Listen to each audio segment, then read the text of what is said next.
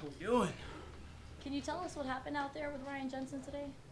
I don't really know what happened. I didn't see it. It sucks when a guy goes down.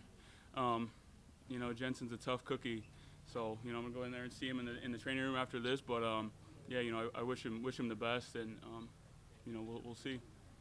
What have you seen from Robert Haynesville, who obviously steps in as long as Jensen's out as that center?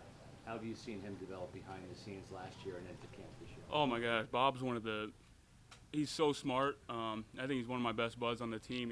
We hang out quite a bit. He was here kind of for half the offseason, then he was in Arizona training with AQ Shipley. He's put in a lot of work.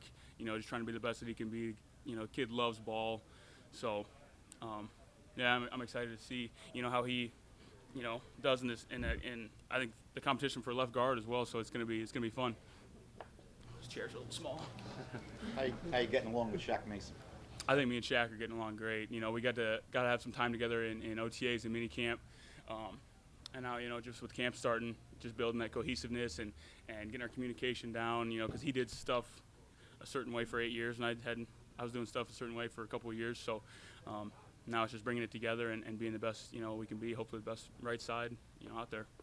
You talk about his time in New England. He had a heck of an O-line coach over there. Yeah, these Karnecki's incredible. Not a whole lot. I mean, if we ask him about it, like if they how they did something, or if they did something different. But other than that, no, he's I think he really likes our room. I think we have a lot of fun, and I think he fits right in. He's so quick off the ball. Yeah. Right. That to get your timing down for some of those combo blocks and double teams that you execute with him, has it speeded up your get off as well?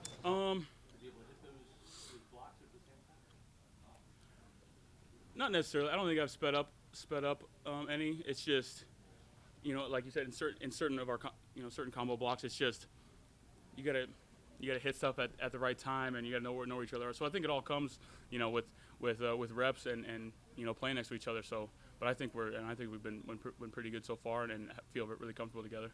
Tristan, the top 7 or 8 offensive line jobs are pretty well set, but in terms of the last spot or two, what have you seen from Fred Johnson so far? Have you guys seen him up close? He's huge. Fred's so big. But he comes to work every day and grinds. I think he loves to be out there with us. And he. I think the biggest thing is his arms. Like having such long arms. Like I keep telling him, like, Fred, just throw your bones, dude. I'm like, you're gonna, like, nobody's gonna be able to touch you even. So I think he's doing awesome. It's fun to have him in the room, but Fred's doing good. Tristan, what was your reaction when you heard the Bucs signed Julio Jones? It's like we're playing a video game. We just keep, like, since my rookie year, like, I've just gotten to be in the huddle with Tom, Gronk, Mike Evans, Chris Godwin, and Julio Jones. Like, it's just all these guys, Antonio Brown. Like, it's just, there's so many guys that, like, I grew up watching and everything, and that, like, now, like, I'm on the same field as them. So it's just Kyle Rudolph. Like, it's just insane. So it's been, I think it's really cool. You had a stellar rookie year, and there's a lot of conversation around Luke Gadecki. What have been your impressions on him and what he might bring to the team this season? Yeah, Luke's an amazing kid. He's older than me. I can't call him a kid. He's such a hard worker. We were here training together this off season. Strong as an ox. He loves football. Now I think it's just, same way I was my rookie year, especially in camp. It's getting that anxiety down. That at first everything's moving a million miles an hour. You're seeing just colors flying by you. And once you kind of take that deep breath, like, okay, it's just football. I'll be all right. And I think he's starting to do that, because I've just had some conversations with him. Told him, like, hey, like, I know how it feels. Just kind of being put in there. I think he's gonna do just fine. He's great dude. He's gonna be a good player, I think. What are some goals that you're setting for yourself to accomplish in camp this year? Just get better. Come out with a goal every day. It's just one thing you want to work on and focus on to get better at. Today so first day of camp yesterday, I was opening up all my sets, and me and Coach Gilbert have this thing. I just got to turn my inside foot, slightly towards the ball to keep me more square. Came out here today, and I was like, Joe, can you just shout out, like, toe, right before the play? I just moved my toe in, just try and stay square. Tomorrow I'll have another thing. Make sure I throw my outside hand. Make sure I'm on my insteps and on our run plays. It's just every day trying to get a little bit better. And that way you can hopefully hopefully be the best that you can be that day. Hopefully that day will never come. You can keep getting better, but that's what you should strive for. What have you seen from Joe trying to strengthen us in here too? I know it's only been 2 practices, but Joe's a freak. He's so twitchy, so long. I think Joe's gonna be a really good player. But he's strong and he can make such big movements so quick. So you really got to have your eyes on your aiming point and making sure your feet are in the ground with him. Just because he can he can shimmy, but he can also come to power too. So you got to be ready for anything. But yeah, I'm excited for Joe. Tristan, you're wired differently. You've had a lot of success early in your career, and you've certainly been able to handle that. But how do you avoid being complacent with having so much individual success in the Super Bowl as your rookie year, and now you're an All-Pro? How do you've arrived, but how do you kind of make sure that you don't slide down? I think you got to have like a good drive inside you, and you have to have high expectations for yourself. Because I think I'm far from arrived. I'm going into year 3. I got a lot of stuff left, to do, a lot of stuff, to get better at. And I think you got to have good people around you that aren't going to let you even come close to thinking that you've made it. My uncle always my uncle texts me all the time and just says like, just ask me what I'm working on. So just stuff like that. It's weird. But Coach Joe, I don't think he'll ever let me, settle for anything. Goody, the same thing. All the O-line guys, they push me every day, to be the best I can be. Corey in the weight room, we were training like, some dogs this off season, just trying to get as strong as we could, as fast as we could. So and Coach Ferentz, he always said the hay's never in the barn. So that's always in the back of my head. He's always got stuff to work on.